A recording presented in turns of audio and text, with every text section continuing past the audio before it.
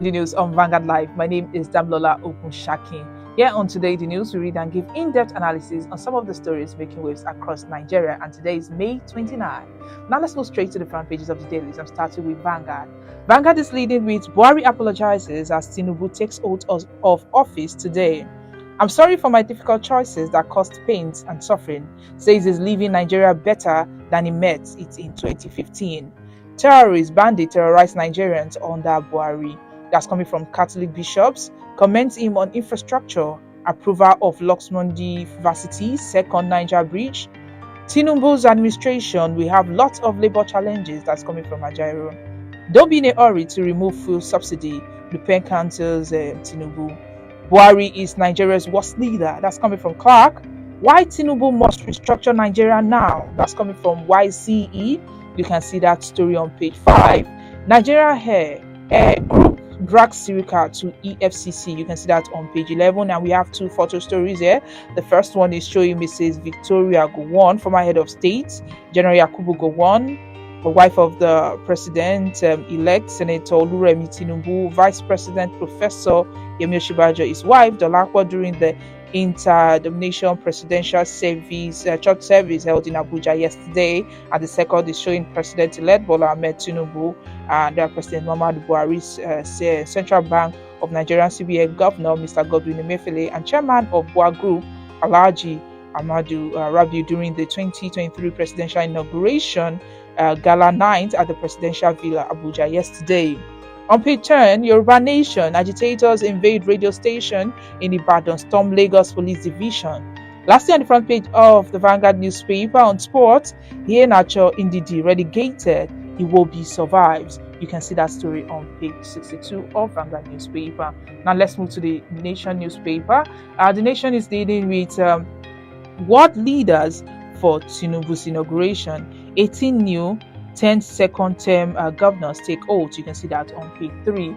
And The Guardian is leading with cautious optimism as Tinubu offers hope to weary Nigerians. That can be seen on page 6 of the Guardian newspaper. Lastly, The Nation, the Punch newspaper, is leading with Tinubu takes oath as president. Nigerians demand quick actions.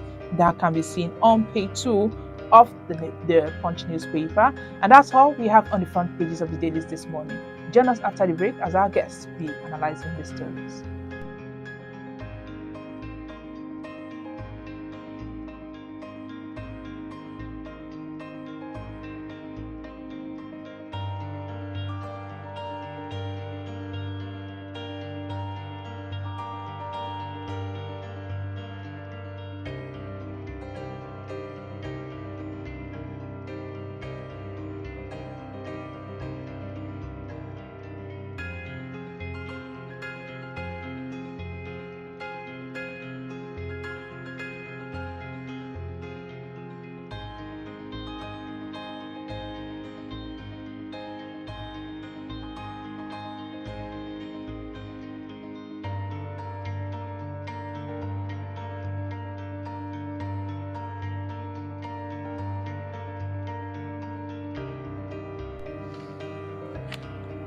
Welcome back. If you're just joining me, this is Today the News on Vanguard Live. I'm Damlola Okunshaki.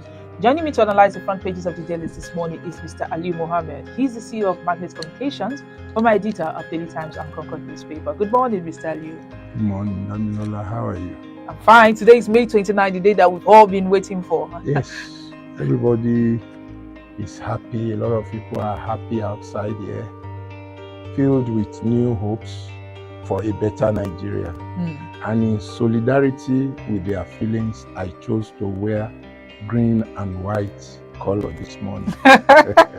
It's a great one. I think I should have worn the same thing. But let's move on. President Muhammadu Buhari, as he leaves office today, he has apologized to Nigerians over some decisions he took that brought pains and suffering to the citizen. What do you have to say about his apology? I'm surprised that he knows that some of his decisions brought pains, punishment, severe suffering to the people of Nigeria. So many decisions were not people-oriented. So many decisions were taken without considerations for how it will affect the people. let us start with the constant increase in the prices of foodstuff. This is usually a follow-up to the increase in the pump prices of petroleum products. For 8 years, this man sat there as president of Nigeria, and not a single refinery was repaired. Not a single private refinery was licensed.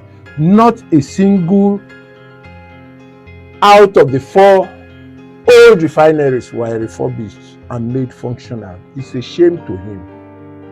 It is a big shame to him, because if it will take somebody who has human feelings to know that his actions were affecting and in fact disrupting and causing the death of so many Nigerians.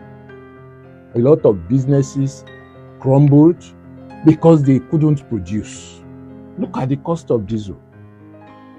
One would expect the Buhari administration during its first tenure to put in place machinery for the creation of private refineries here.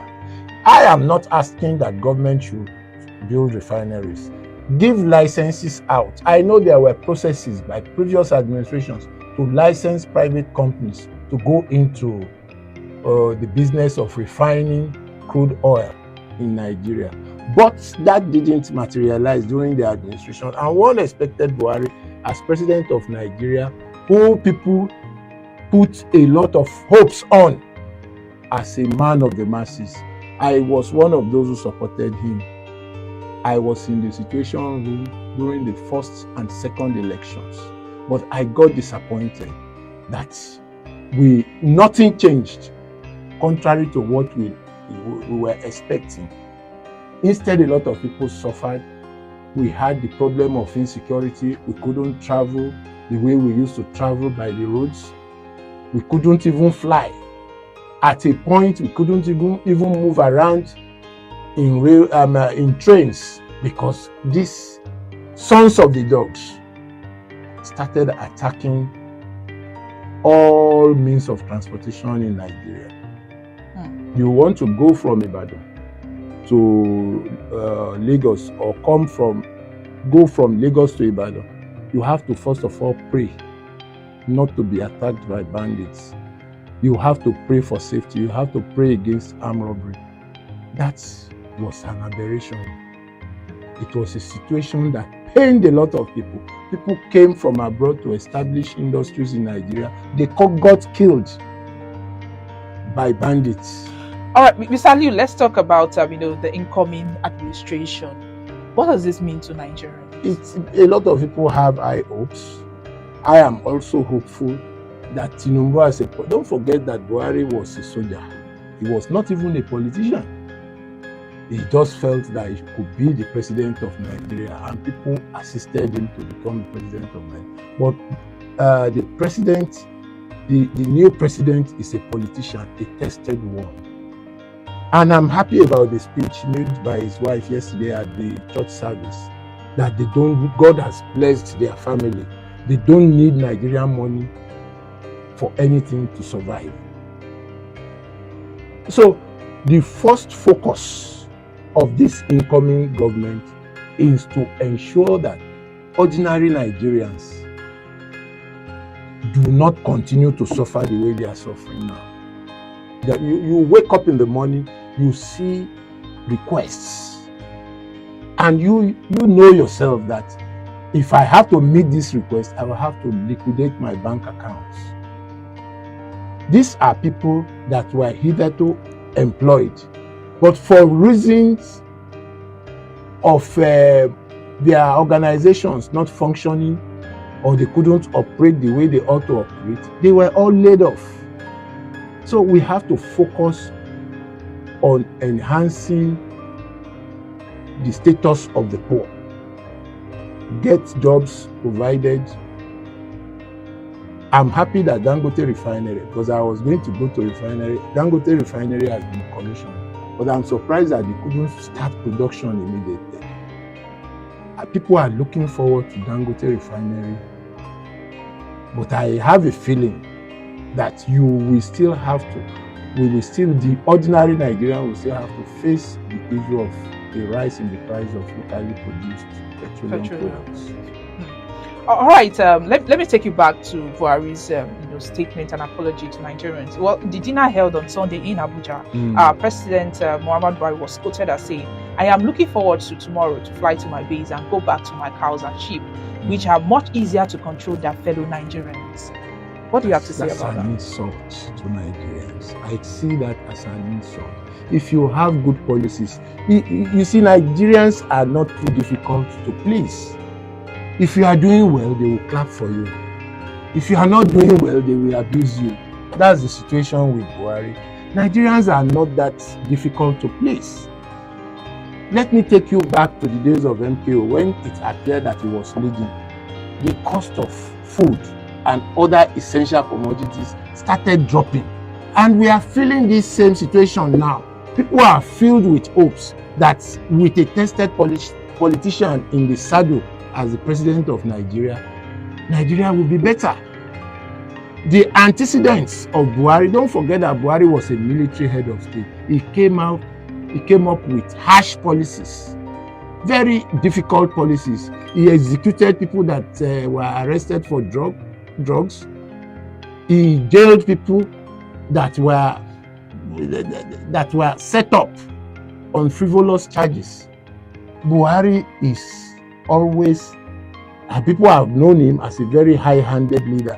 So it is an insult to Nigerians for him to say that Nigerians are difficult to please and that he would rather go and meet his cows. That's an insult. If you give Nigerians what they want, they will praise you. But he has suffered a lot of Nigerians. A lot of people have died. Look at the recent Naira, whatever, the printing of new Naira notes. People died.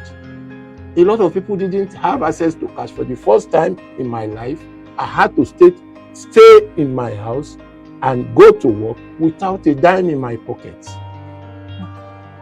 I felt bad, but there was nothing I could do. It was a general problem. I wouldn't kill myself because of a general problem. But so many people didn't see it that way.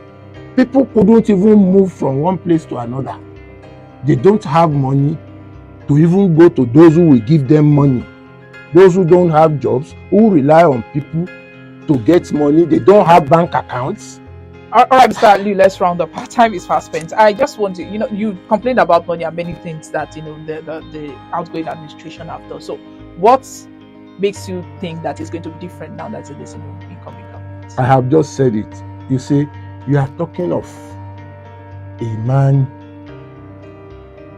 that he himself, through his political sagacity, has made so many great Nigerians. He discovered them. He became their godfather. And look at where they are all operating from today in Nigeria. The outgoing vice president was a creation of the present president. And so many other people. If you have to mention names, we won't live here today. He is a tested politician.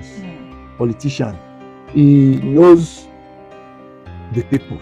He's a grassroots man. In every local government in Lagos State where he started from, there is somebody there that is directly close to Asiwaju Tinubu.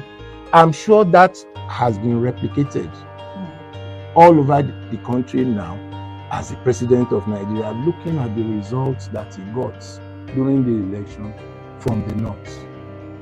He has built bridges across the country, except those who don't want to accept him, who are agitating for their own country.